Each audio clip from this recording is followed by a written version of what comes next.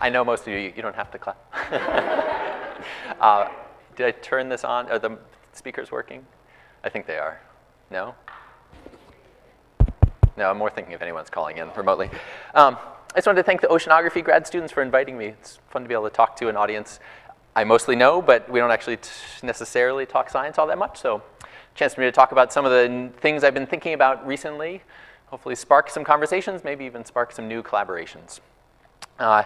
So ecologists like me have been interested in a long time about the role of the physical environment in driving ecological dynamics.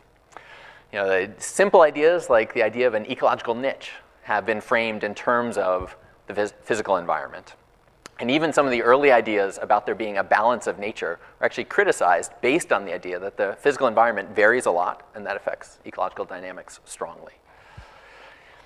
There's some striking evidence from spatial patterns. Folks like Terry Root have pointed out that if you look at the northern edge of the eastern Phoebe's wintering distribution, sort of these hatched lines here, it lines up impressively well with a -4-degree isotherm on land.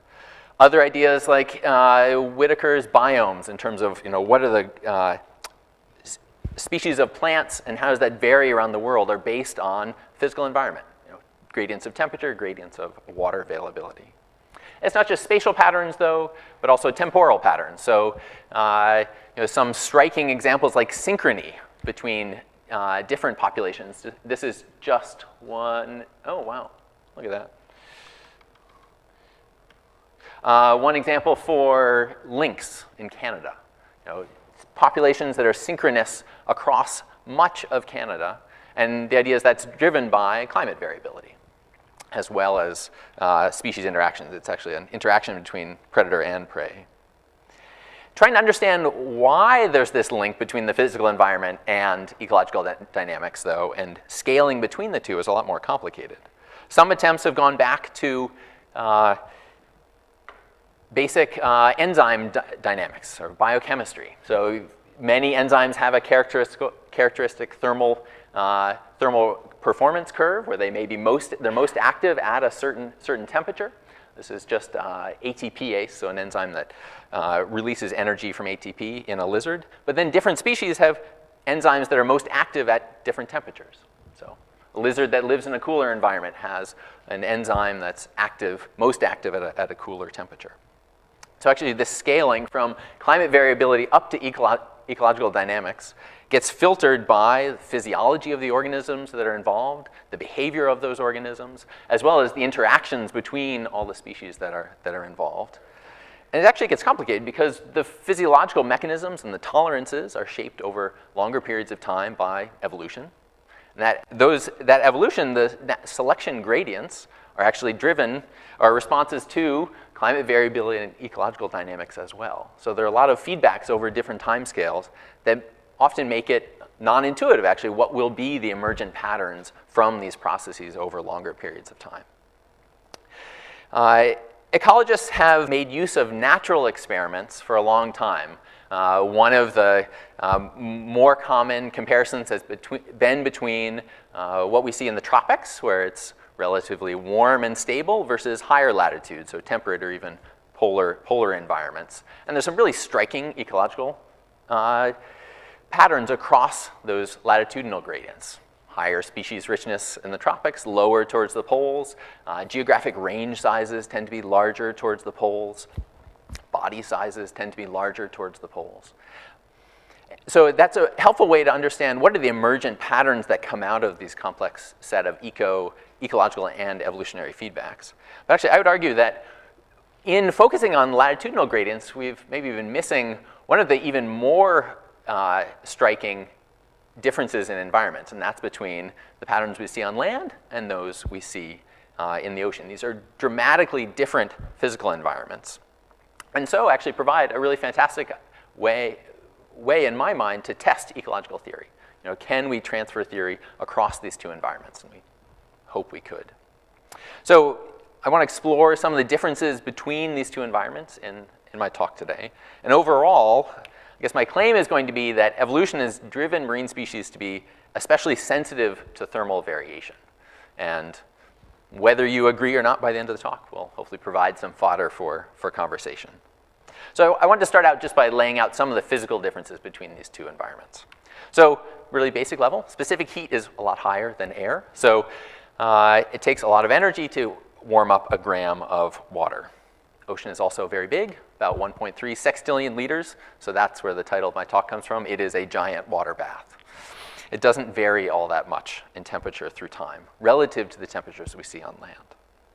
So one way to quantify that is just in terms of seasonality. So the vertical axis here is the standard deviation of monthly temperatures through time. And this is from the southern hemisphere to the equator to the northern hemisphere. The green line is seasonality on land. So it's low in the tropics, high towards the two poles. It's well, on one level, it's kind of similar in the ocean, the blue line. Low at the tropics, increasing towards the poles. But because in the ocean, the poles are pretty much always cold, there's actually very little temperature variability on a seasonal cycle at the poles. So it's actually a qualitatively different pattern across latitudes in the ocean. It's also about 6 times lower temperature variability than species experience on land. If we think about temperature variability across space, on land, there are many microclimates. So an animal can move into the shade, can move up a mountain to higher altitudes, move onto the north side of a mountain, as a way of finding, without much spatial movement, but finding very different thermal environments. Those are relatively less available in the ocean, and temperatures are relatively more uniform across space, I think. One way of quantifying that is in terms of spatial gradients at the surface, so air temperature at the surface, water temperature at the surface. You have to go about 150 kilometers in the ocean to find a half-degree change in temperature on average globally, whereas on land you only have to go about 50 kilometers to see an equivalent change in temperature. It doesn't think about depth gradients, though, and it doesn't think about differences across scales. So this is at a 1 degree global analysis. If anyone has good ideas about how to quantify this across scales, I'd be really curious. So that would be fun to talk about more. It gets especially important when we think about behavioral thermoregulation, which I'll mention later. The other thing about the ocean is that the temperature of the environment matters a lot to the body temperature of an organism. So the rate of heat transfer between an organism and its environment is about 100 times higher in the ocean than it is on land. So basically, the temperature of the water is the temperature of the body temperature of organisms that live in that water. That's not true on land. And for that reason, behavioral thermoregulation is actually used by many species on land. They can hide in the shade, come out to the sun briefly, they warm up a little bit, but then move back to the shade. So using shade, being active at night, moving underground, taking advantage of evaporation. There's sort of many behavioral mechanisms that species on land use to cope with temperature variation through time. Some marine species use that, but they don't seem to use it as much, in part probably because there's less temperature variation across space. One other challenge of living in the ocean is that there's much less oxygen available as well. So as temperature goes up, the metabolic demand for oxygen goes up. To a certain extent, the availability of oxygen also decreases. And one hypothesis actually for why temperature is important for ectotherms in the ocean is that they don't have enough oxygen to find prey, avoid predators, reproduce, and grow. The final thing I want to mention is that it's also much easier to move in the ocean than it is on land. It takes about 3 times more energy to run an equivalent distance on land as it does to swim that distance in the ocean, at least if you're a fish. Not if you're me. It takes a lot more energy to swim than it does to run. So given these contrasting environments that animals are living in these two ecosystems, I want to address a few questions that we've been trying to look at in my lab in recent years. One is, have species evolved distinct thermal tolerances in these two environments? Second, do we see differences in how populations and communities are responding to climate variability through time in these two environments? And then I want to wrap up briefly just thinking a little bit about implications for conservation on land and at sea. So on this first question about thermal tolerances, one way to think about it is as a thermal performance curve. This may be some integrated whole organism measure of fitness, not necessarily enzyme dynamics or kinetics, but there's some minimum temperature an organism can survive at. There's some optimal temperature where they have highest fitness, and then some maximum temperature. These are often skewed curves where the optimum is relatively close to the thermal maximum. But these can be relatively wide, or they may be relatively narrow. And one of the things that we refer to as a thermal tolerance breadth, just what's the difference between the minimum and the maximum. So one of the first places we started was just asking, are thermal tolerance breadths narrower in the ocean because they live in an environment that doesn't vary as much thermally through time. So there's a lot of experimental data out there where physiologists have measured various kinds of thermal performance curves for different organisms, so across temperature, in this case, looking at oxygen consumption for a spider. But they couldn't survive at 0, and they no longer were active at 50 degrees Celsius. This is a relatively wide thermal performance curve. But sort of going through this literature, especially in collaboration with Jennifer Sunday, who will soon be an assistant professor at McGill, we pulled together data for 170 species on land and 57 species in the ocean, where we had thermal tolerance breadth information. I know. Yeah, I know. Can we just turn it off? Yeah. Perfect. Thank you. Trying so hard to ignore it, but you guys can't. Thank you, Silke.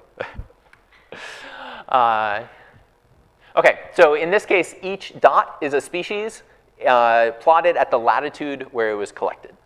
And then we've got thermal tolerance breadth here on the vertical axis. So just as one example, this dot right here is subantarctic caterpillar. Could tolerate a 45 degrees Celsius range of temperatures. Living not too far away is an Antarctic icefish. Lives in a very thermally stable environment under the ice. Can only tolerate an 11 degrees Celsius range of temperatures. Overall, I found it striking that the thermal tolerance breadth actually seems to match the seasonality across latitudes pretty well. So low at the tropics, higher towards the poles on land. Low on the tropics, higher at mid-latitudes in the ocean, and then dropping towards the poles. Overall, about 10 degrees Celsius narrower thermal tolerance breadths in the ocean. However, if we're interested in the ability of these species to cope with future warming, that breadth actually doesn't matter all that much. It really matters how close do they live to their upper thermal limit. So we can go back to a thermal performance curve, and rather than just thinking about the overall width, think about how does this relate to the temperature of the habitat they live in. And yes, there's some mean temperature, but then they live in a habitat that varies through time as well. So there's some distribution of temperatures that organisms experience.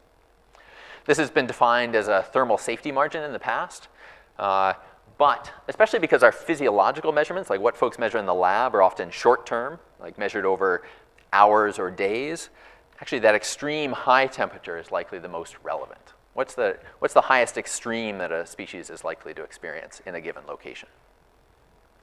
So we had upper thermal tolerance data on about 190 species on land, about 100 species in the ocean, mostly amphibians and fishes, reptiles and mollusks, and then a few insects, crustaceans, and some other species.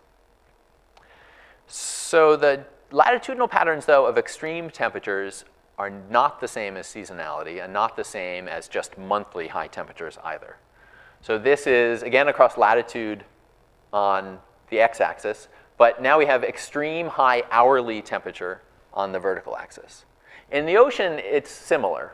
Highest at the tropics and then dropping towards the poles, like what you might expect. But on land, actually, the hottest hour is found at mid-latitudes, where there's a really long, relatively long summer day. It's relatively close to the tropics, but also it has a long summer day. So we actually have peak temperatures in air temperatures on land at mid-latitudes. So accounting for that and physiological tolerances, a few things come out. There's a whole series of papers about 10 years ago now saying that tropical species, they're mostly talking about species on land, would be most vulnerable to future climate change because they live really close to their upper thermal tolerance. That's true if you think about annual averages. It's not true if you think about the hottest hour they're likely to experience. So it turns out that smoothed across latitudes, the lowest thermal safety margins on land are actually at mid-latitudes. And in the ocean, overall, they're lower than we see on land. So thermal safety margins, marine species live closest to their upper thermal tolerance. They live closer than do species on land. So I think the take-home from just that first part and looking at thermal tolerance data for a couple hundred species is that marine animals live closer, they have more limited tolerance for warming than do animals on land. Question is, does that matter? So do we see differences in how populations and communities are responding as well? And I want to address this in a few different ways. One, looking at population extirpation, so local extinctions. Also looking at changes in distribution, changes in abundance, and also some of the work we've been doing lately on community composition. So we know globally temperatures are going up. It's sort of a global experiment, a chance to test some of our predictions. But the rates of change on land and the ocean are different. It's gone up about 0.5 degrees Celsius at the ocean surface. Compare that to about 1.3 degrees Celsius on land. So marine species actually aren't being pushed as much either as compared to species on land. So given that, our rates of local extinction different. So again, we were trying to look across many different species. So we pulled together, again, looking at existing surveys, but in cases where studies had gone out, surveyed the warm range edge, so often that's the low latitude range edge for a species, at one time, and then gone out and resurveyed it again, and then asked, is the species still found there, or did that warm range edge contract to, say, higher latitudes? They might have contracted, or they might have survived, and they might still be there. So there are about 100 species in the ocean where we could collect those data. About half of those have contracted to higher latitudes. About 120 species on land, only about a quarter of those have contracted. So there are probably methodological differences, though, between these two environments. So we also tried to correct for some of those. So one, taxonomy, we can include that as a random effect in a statistical model. We can also look at effects across different latitudes. Were these studies conducted at different latitudes? Were they different durations? You'd be more likely to see an extirpation if you have a study extending over a longer period of time. Some methods in terms of how often they surveyed. But even given those differences, there is still quite a strongly significant result where the marine species are having a higher rate of extirpations than terrestrial species are, which would be in line with the idea that they live closer to their upper thermal tolerance. So if we're seeing more and sooner local extinction in the ocean, it might, these local extinctions could add up until it covers the entire original distribution of a species, but that doesn't actually tell us whether they are going globally extinct unless we also look at data on colonization, right? It might be that marine species can actually colonize at the other end of the range and still survive at a global level, just in a new location. And there actually is quite a bit of evidence out there that marine species are colonizing new territory faster than our species on land as well. In some cases, maybe 10 times faster. So that raised the question, can rapid changes in temperature drive global extinction? It's hard to answer that based on sort of historical data sets over the last few decades or the last century, just based on what we have. We sort of have a handful of extinctions that we can attribute to warming temperatures, but not enough to really do much of a test. So in collaboration with Jonathan Payne at Stanford, we're starting to look at the fossil record, and specifically at some of the mass extinction events over the last few million, 100 million years. So if you look just at the end Permian, about 10 degrees Celsius warming, hypoxia, as well as declining pH. There's a lot that's going on during that mass extinction event. But if we look at how those extinctions measured at the level of genera, they're biased towards genera found at high latitudes. If we look at another mass extinction event, the End-Ordovician, in that case, there was about 5 degrees Celsius of cooling, as well as sea level fall and glaciation. But in that case, extinctions were biased towards low-latitude genera. So at least one potential model is that marine species, and these are all marine species, so the best fossil record is for marine species. So marine species were able to move towards higher latitudes as temperature warmed, and the ones that were most likely to go globally extinct were the ones that were already at high latitudes and they just ran off the ends of the earth, would be one way to think about it. Whereas the opposite is happening during cooling. They're generally colonizing lower latitudes during cooling until they, except for those that had nowhere to go, they were already at the equator. So we're doing a bunch more work to follow up on this, but I think it's an intriguing pattern. It does suggest, though, it's that global loss of thermal habitats that may be driving extinctions during these rapid warming or cooling events. We can ask a similar question, though, just based on the higher resolution historical data that we have. To what extent do species distributions track thermal habitats? As many of you probably know, one of the things my lab has been doing over the past few years is pulling together ecological data sets from the coastal ocean, from the continental shelf, so we can look at changes in species distributions, changes in community composition over the last few decades, up to about 60 years, across at continental scales. We've mostly been looking at North America, but now we're starting to look at Europe, some European data sets as well, thanks to collaborations with folks in Copenhagen. So these are bottom trawl surveys, so pulling large nets along the bottom, and they're pulled up, they count and weigh a wide variety of species that are caught, including fish, crustaceans, other invertebrates. Some are important to fisheries, many are not important to fisheries at all. But they provide quite a good community-level view across a little over 1,000 species around the continent in terms of where they've been found and at what abundances and how those have changed through time. So just to give you one view of what we can do with these data, we can, for example, plot the center of the lobster distribution here in the Northeast in the late 1960s. That's the dot on that map. The arrow shows how the center of the lobster distribution shifted to the Northeast over the subsequent 40 years of that survey. It was moving northeast quite rapidly, about 70 kilometers per decade. But if we look at a range of taxa that were caught in the Northeast US, there's a range of different responses. Lobster moved to the Northeast, some didn't move much at all, others actually moved to the Southwest. The average across species is 20 kilometers per decade to the Northeast, but there's a lot of variation among species, even within a region. There's even more variation when we look across regions. One of the ideas that we've found useful for understanding this variation across regions and across species is this idea of climate velocity, how fast isotherms shift across space. So if you think about a gradient in temperature, if you pick a particular temperature, you could draw that isotherm on a map, and then as the gradient warms or cools, that isotherm is going to move, and that direction and rate at which it travels is what we call climate velocity.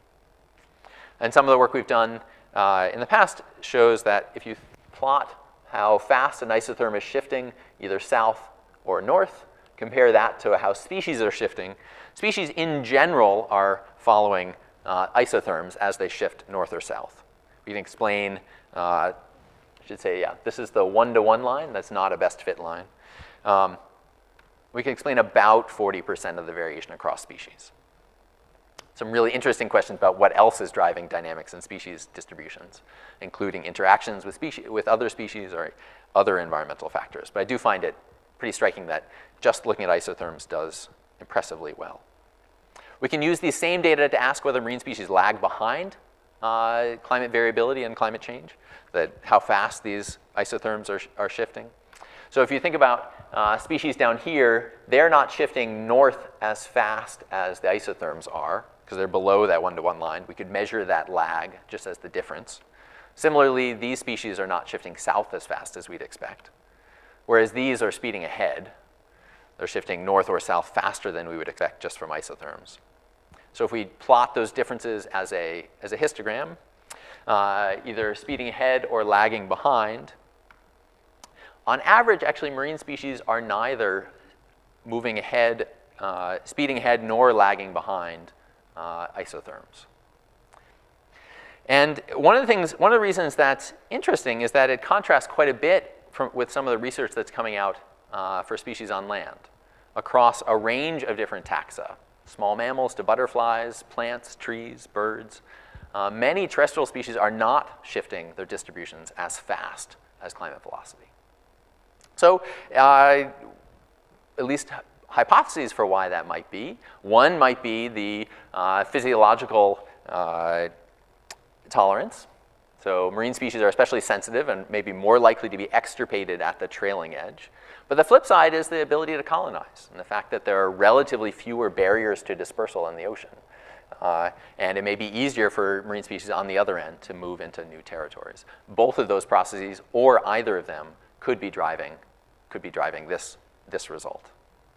But I do think it's interesting. It suggests that there are different mechanisms of response to temperature change in these two environments. So the results I'm showing you here are averaged over a few decades. So it's the length of time for each of these surveys. We've also tried asking whether marine species are responding to short-term variation in temperature. So how fast do they respond?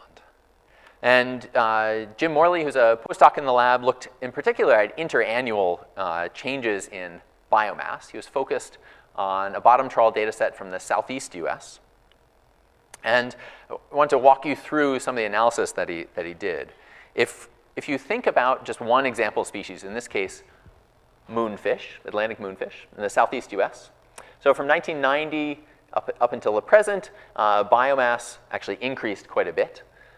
But he wasn't interested in that long-term trend. He was interested in the anomalies from that trend. So in a given year, were they especially high or especially low compared to that long-term trend? And then he compared those anomalies to the winter temperature anomaly from the previous winter. So these surveys happened either in the spring or the summer. You could look at the temperature of the previous winter. You could also look at temperatures in other seasons, but winter ended up being the most important across a range of species. So in this case, winter temperature anomaly is it a cold winter or a warm winter is on the x-axis. Biomass anomaly is on the vertical axis, either especially low biomass or especially high. For moonfish, they were positively related. There are more moonfish after a warm winter. So then we can do that analysis across a range of different marine fish and invertebrates in the southeast US. And what we see is that there are a range of responses to winter temperature anomalies. Some, like moonfish, have a positive response to a warm winter.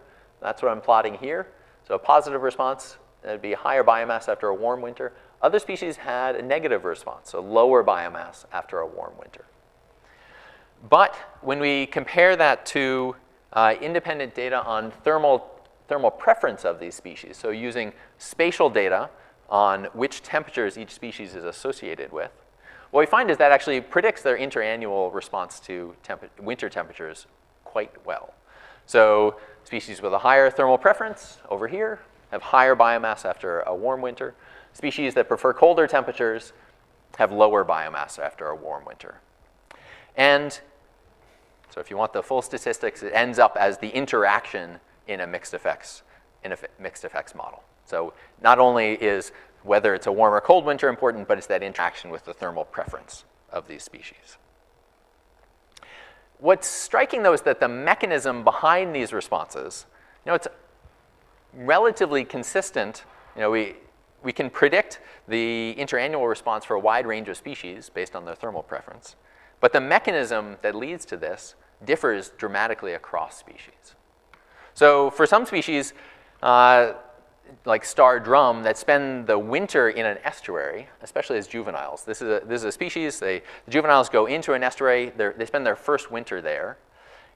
When it's an especially cold winter, not many of them survive, and there's a relatively small cohort out on the shelf the following year. Warm winter, larger fraction survives, and a larger biomass out on the shelf the following year. So it's a juvenile survival, an overwintered juvenile survival mechanism that seems important for this species.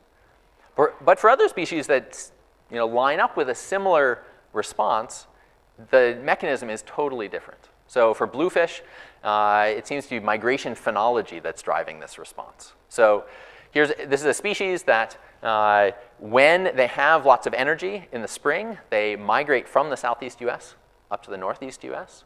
But those fish that have low energy, as many of them do after a cold winter, they choose not to make that migration.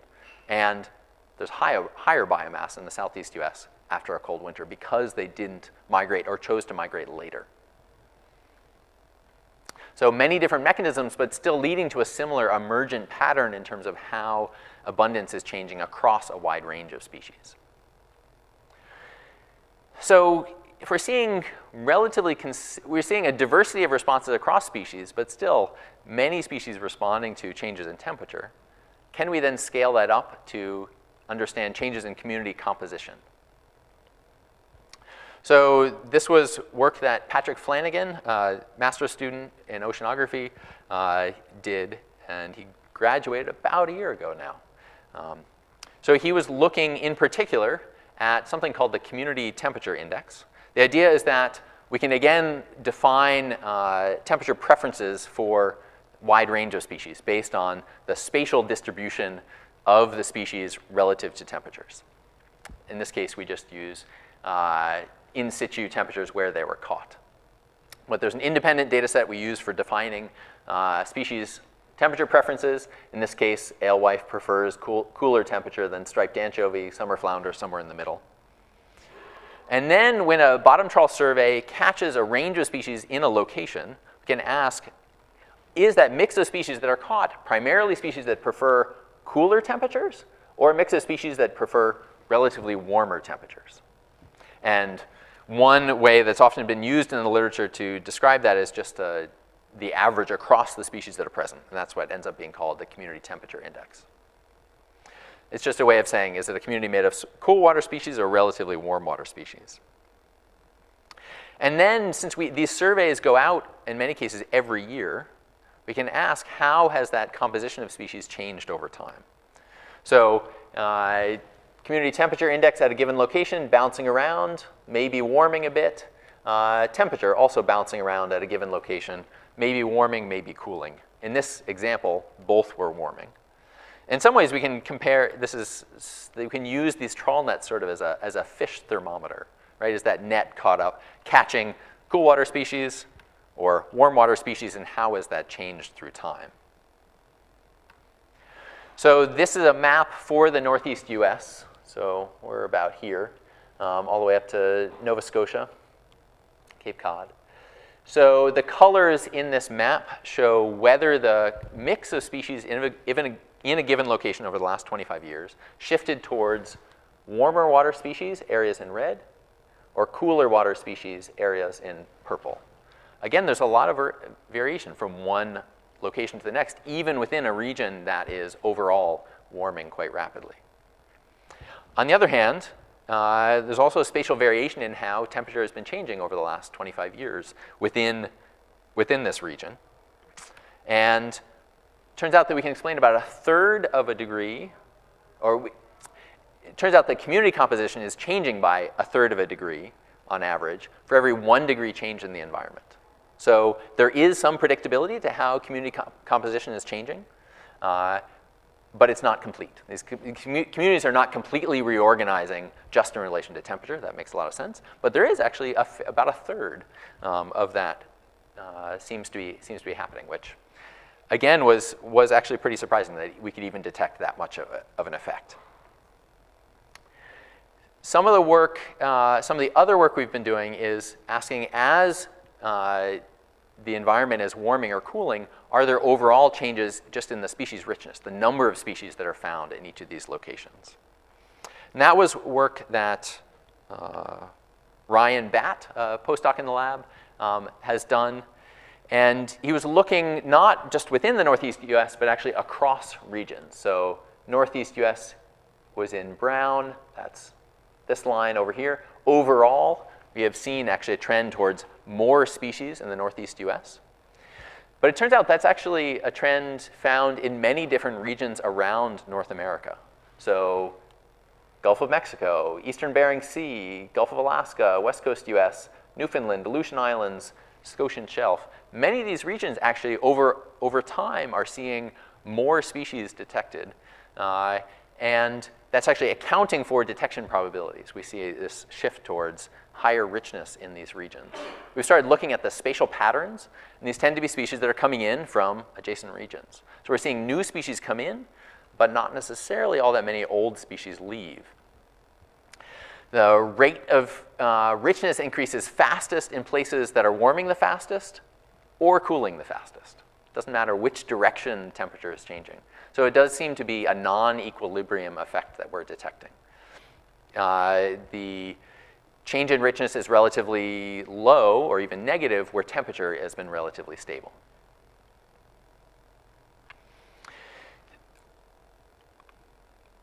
Another aspect of this that we've been looking at is trying to understand whether these shifts in distributions are changing interactions between species. So Becca Selden, another postdoc in the lab, is leading this work. And so if you think about predator and prey, one of the first requirements for them interacting is that they're both found in the same place. Their distributions need to overlap. So one way to quantify at least the opportunity for predator-prey interactions is to look at the overlap between their distributions. So we can look at, for example, cod, historically a very important predator in the Northeast US, and herring, an important prey species. In this case, cod overlapped about half the herring distribution in the late 1970s. Owing in part to actually a large expansion of the herring distribution, shown in green. The overlap is shown in black. Cod actually overlaps a much lower proportion, now about 30% of the herring distribution now. And as temperatures warm, that's a common pattern across a range of cod and a range of different prey, not just herring, but also sand lance, alewife, mackerel, and squid. Bob? Are total population numbers increasing? So is that roughly reflective of individuals, or is that just area? So that's quantified in terms of area. There are also changes in abundance. So some of what's here could be driven by changes in abundance and spreading out. So, yeah, so is it the same similar amount of herring that's spread out over a larger area, or more herring over? Oh, off the top of my head, I actually don't know. It's a good question. Yeah, we've looked at the spatial dynamics, and Becca might know whether how abundance has been changing as well.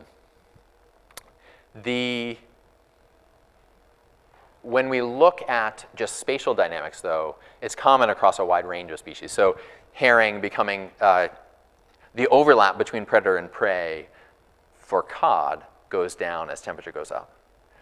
But it's not, if you have to think about it, it's both cod and herring that are shifting their distributions. So it's not just cod are disappearing and herring and other prey are staying in place. They're both moving. So in that way, I think it's actually an interesting result. The other interesting thing is that many marine predators are relative generalists. So they may have different life histories, but in terms of their diet, they tend to eat things that are smaller than them. Food webs are relatively side-structured. So while cod have become less important, other species like spiny dogfish and silver hake have become much more important predators. So bottom temperature increasing, and the fraction of prey range occupied by predators is going up for spiny dogfish and silver hake. And in some ways, these are new species moving into the region that are filling relatively similar roles in the food web. So in some ways, this food web is being buffered by what's called functional diversity. We have different predators filling relatively similar roles in the food web, and in part because they have different temperature preferences. So temperature is changing, but new species are filling a similar role. And again, it's interesting, both predator and prey are changing. So this overlap is actually not guaranteed to change as temperature changes, and yet we see that it does. So in a few different ways, I've shown you that marine species are responding rapidly, appear to be responding rapidly to temperature change, both over as a long-term trend, as even interannually in some cases. These are scaling up to changes. We can also track that scaling up to community composition, species richness, potentially even species interactions. So I just wanted to end with a few thoughts about implications for conservation.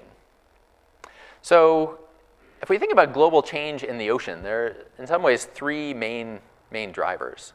Climate, I would say, is one of them. Fishing, another one. Habitat loss, also a really important one. Fishing historically is really where we focused a lot of attention, though the ocean is really big. It is actually relatively inaccessible to human activity. Interesting paper out last week on the global footprint of fishing, showing that it covers much of the globe. But even then, compared to the transformation that we've put habitats through on land, I would argue the oceans are relatively less transformed. But we're interested in actually trying to quantify that a bit more. So one of the ways we looked at that was, okay, what extinctions do we know about in the ocean? So there are 15 documented species extinctions in the ocean, everything from a tiny limpet to stellar sea cow, these giant mammals. But that is actually quite a few less than the documented extinctions on land, so about 500 on land over the last 500 years. And at least one way to sort of summarize the changes on land that we've observed is that in the beginning, many species on land were hunted for subsistence. That transitioned to an industrialized hunting in many cases, and that became sort of a cause of extinction for many species on land. But now many extinctions actually are being driven by habitat change, conversion of natural habitats to agriculture or cities and towns, other uses, industrialization. If we look at similar patterns in the ocean, there are, as I was saying, relatively fewer impacts. So industrial scale whaling started, a couple hundred years ago rather than much longer ago on land. Now industrial scale fishing started really after World War II, much more recently, where the footprint of sort of hunting in the ocean has spread globally. But we are potentially seeing this transition from hunting being a dominant human impact in the ocean to habitat loss. So loss of coral cover up to about 40% now globally, loss of mangroves up to about 20%, and number of dead zones also increasing rapidly in the ocean, so areas of very low oxygen. And the drivers of habitat change in the ocean also changing rapidly in recent years. So energy installations, we now have the technology to transform habitats in the ocean. Seabed mining also becoming technologically feasible in a way that it wasn't before. Or even just container traffic, so changing the auditory environment that's important for a wide range of fish and other marine animals. So one of the, I think, overhunting and overfishing actually are, in many cases, relatively easy to recover from, but habitat transformation is much harder to recover from. It's much harder to restore habitats on land or in the ocean. So where sort of the terrestrial industrial revolution really led to this widespread habitat transformation on land, is technology allowing us to do something similar in the ocean?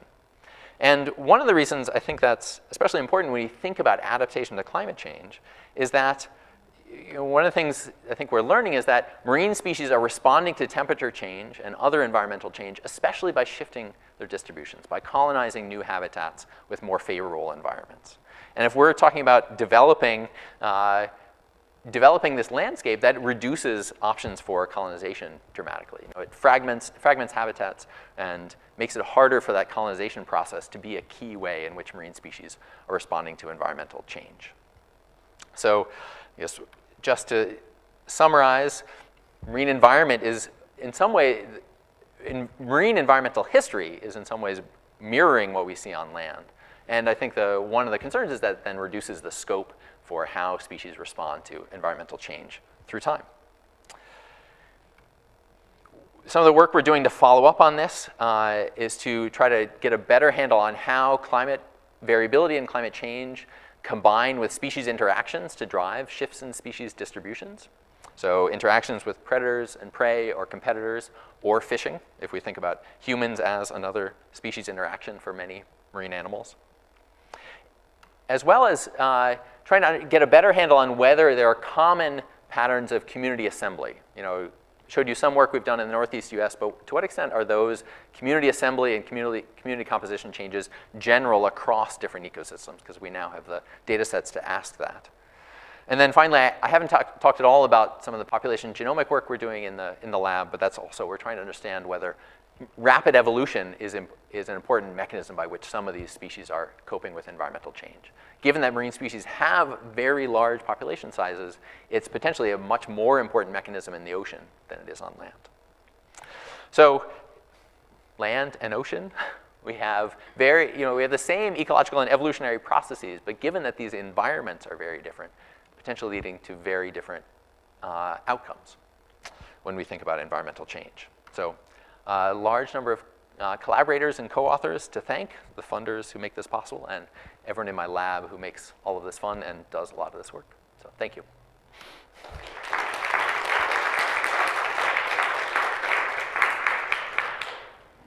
I promised the grad students I'd leave lots of time for questions and wouldn't go to 5:15. So if you have questions, I'm happy to take them. Oh. No, go for it, Debashis. Sorry. Go for it. You talked first. No. I'm curious whether sessile species all the same trajectory that is certainly for the case of mobile species, you can see that fish can do what they can move themselves and find the right environment. But do you have an idea about the timescales for species that are bound to the ground and yeah, exactly. larval dispersal and rely on that aspect to explore new areas? Yeah, a lot of actually our past population genetic work has been on larval dispersal because that's a really key mechanism for movement in the ocean. And larval dispersal of marine species tends to be over much longer distances than for species in the ocean, actually in part because of larval dispersal. It can transport organisms tens or hundreds or even, potentially even further. One of the interesting things, though, is then it becomes a generation process, right? So you need to disperse. You can potentially disperse very far, but then before you can then produce offspring that could then disperse again, you have to mature. So it becomes, it's more likely to be an important mechanism for species with relatively short generation times. And in that case, it may not be much of an impediment. I mean, when we've looked across the species in these data sets, some of which are sessile, they really only disperse through larval dispersal. Obviously, some of them, like cod, are moving as adults as well, but many of them are not. We don't see a difference, actually, between those that are sessile and only dispersing as larvae versus those that can move as adults. Part of that may be the resolution we have, just in terms of understanding differences between species with these big data sets. But I find it really striking that potentially the larval dispersal may still be quite a good mechanism for keeping up with these changes.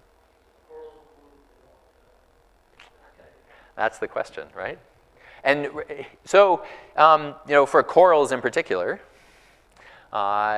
their larvae can probably get there.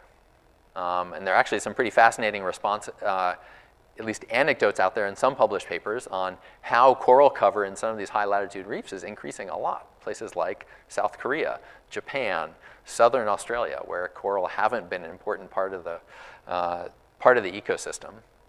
But at least for some corals, you run into other problems. So you move towards higher latitudes and you get much more seasonal light patterns.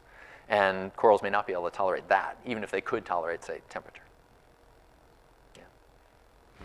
So, man, one of the things that's run through our talk was the difference between land and sea. Right. Temperature and latitude variation, seasonal variation.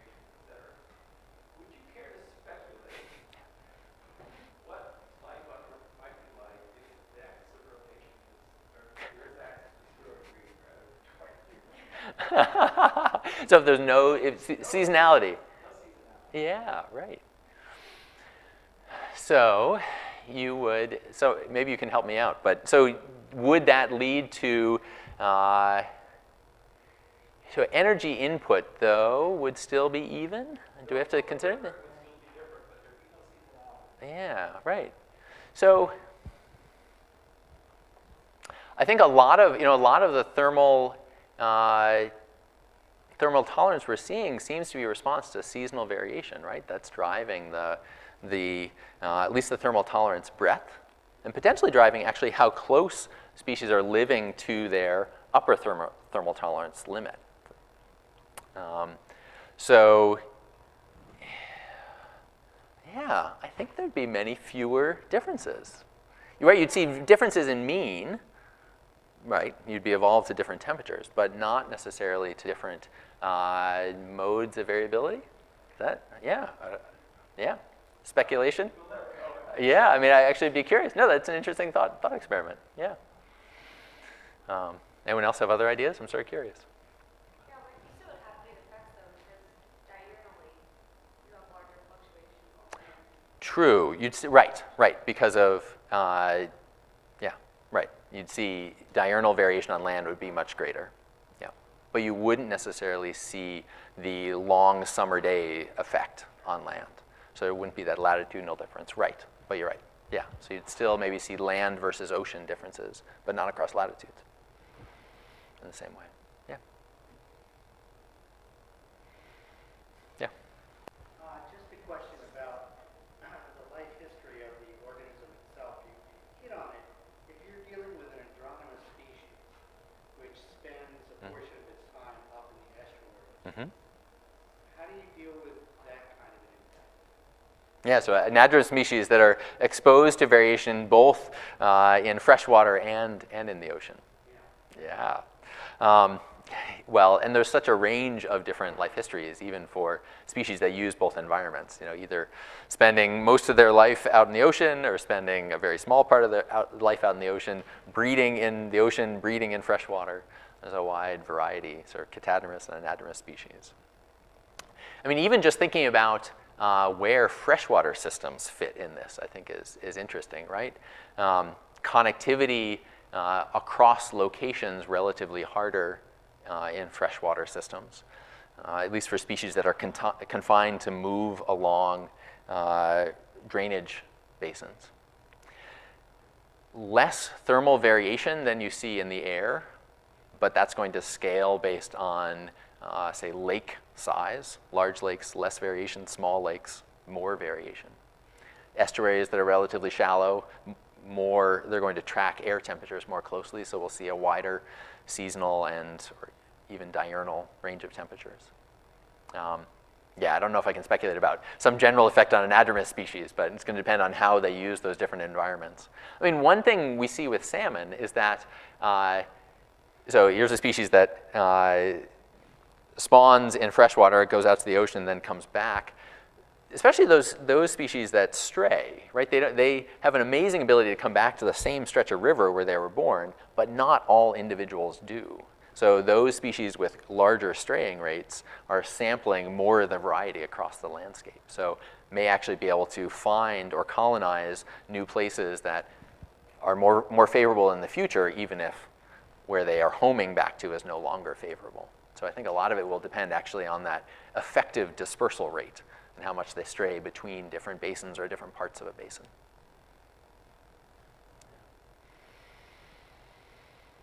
Rob? Yeah, Malin, it got me thinking. Good. So you've got temperature essentially on your x-axis all the way through your presentation. Or latitude, yep. Yeah, and the problem with temperature in the ocean is it covariates with so many other things. It does. So we have a good database for temperature, and even fishermen know kind of maybe the temperature they caught the fish at, so you have good data, and I Yep. understand that. But how do you deal when you're thinking about all these, existing databases with the possibility that actually movement, lack of movement, or whatever it is really responding to something other than strictly temperature, but something that might sort of covary in some complicated way? Yeah, I mean, so I mentioned one of the key hypotheses that is out there, which is that it's actually oxygen that matters. Oxygen. Yeah. So though that's become controversial in some ways, it seems like oxygen is probably very important for some species, but not important universally for all marine ectotherms. But at least for a wide range of species, it may be actually oxygen. Co-varying demand for oxygen, co-varying with temperature because of metabolic effects.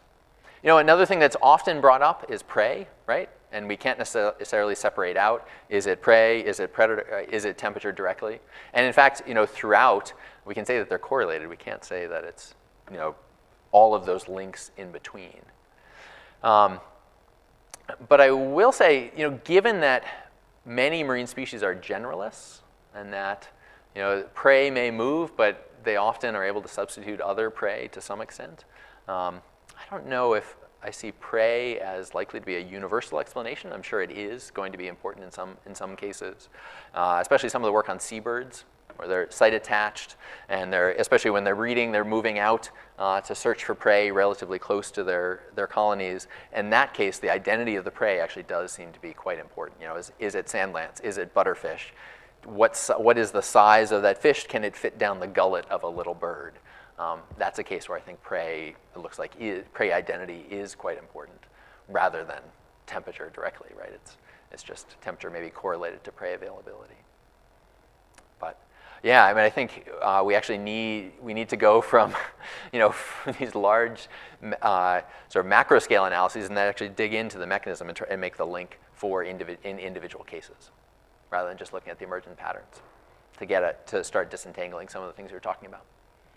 I guess my last thought, though, is that we're also trying to get at that by comparing across ecosystems. So, there are factors that co-vary, say, within the Northeast U.S., but they're likely to be different to some extent when we go to the Eastern Bering Sea or to go to the North Sea or go to the Gulf of Mexico. So if we see patterns that are common across all of those ecosystems, I think it gives us more confidence, but doesn't completely eliminate the possibility. Some ideas. Chris? I was trying to reconcile the difference between how well, like single species track climate velocity in Right. a science paper and how well, like whole communities are tracking climate velocity in Patrick's work. And I wonder Right. if that is an argument for prey really mattering. Yeah. I can't answer that directly. We haven't tried to look specifically at prey identity and how it's changed, and whether that explains some of the unexplained variance in that. I think one of the other dynamics that we're seeing in that particular data set is that we're looking at the Northeast U.S., where fishing has a really strong impact on some members of that community, and fishing has changed community composition as well. So, that's also changing community composition, so no surprise, we're not attributing all community composition change to temperature. Given the time, feel free to take off if you want. I'm happy to keep answering questions, though. Yeah? Did you look at shellfish at all? And, How do they play in? Yeah. Right. So the bottom trawl data sets that we look at do not survey shellfish very well. Scallops show up a little bit, but not that much. But those would be one of the species where larval dispersal, right, that's the key mechanism. And some of the work that's been done on surf clams, for example, it really does seem like a high temperature event down in Delaware, Maryland, Virginia drove mortality. And yet they're doing very well up in Georges Bank. So it's a really interesting example. Some of the work we've been doing hasn't been looking specifically at shellfish, but have been some very nice case studies on them. and how Vibrio has changed. Right, pathogens. Yeah.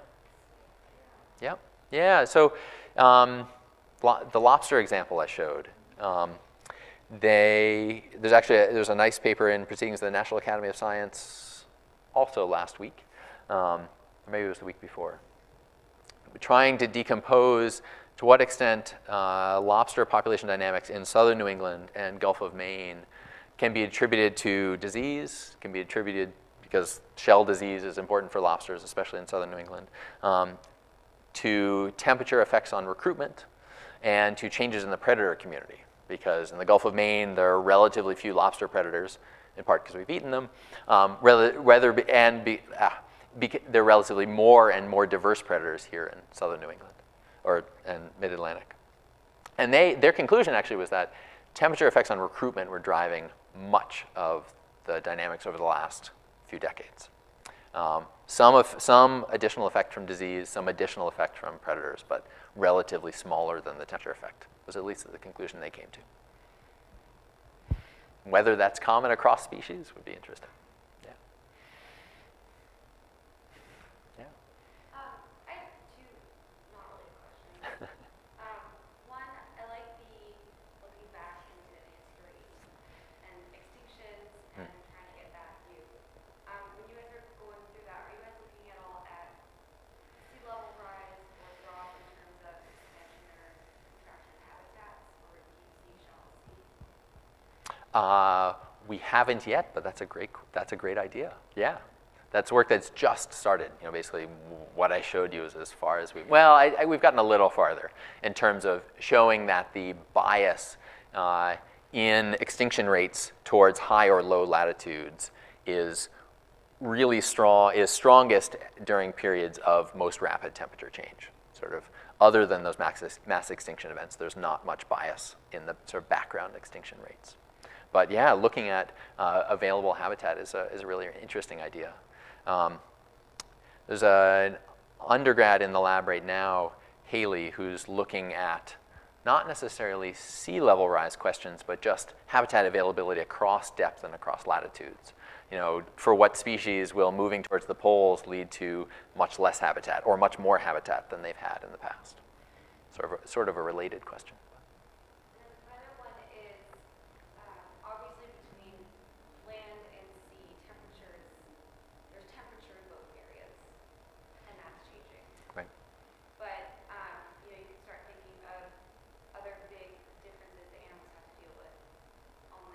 Versus in the ocean, so hypoxic zones, ocean acidification versus land issues, which Habitat change is a huge one. I mean, fragmentation as well. Yeah, definitely.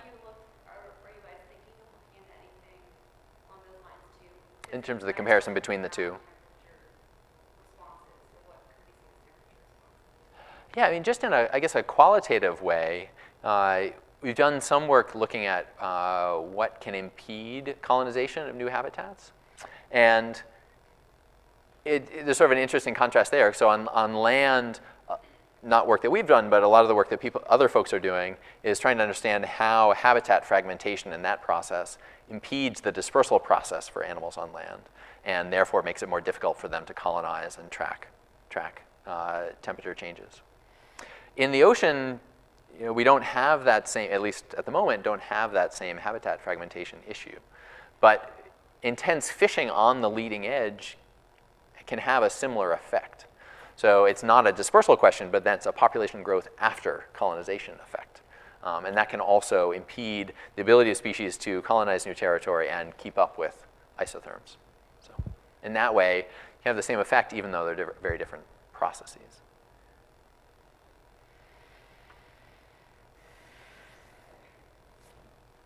I don't want to keep everyone too long, I think. Thank you.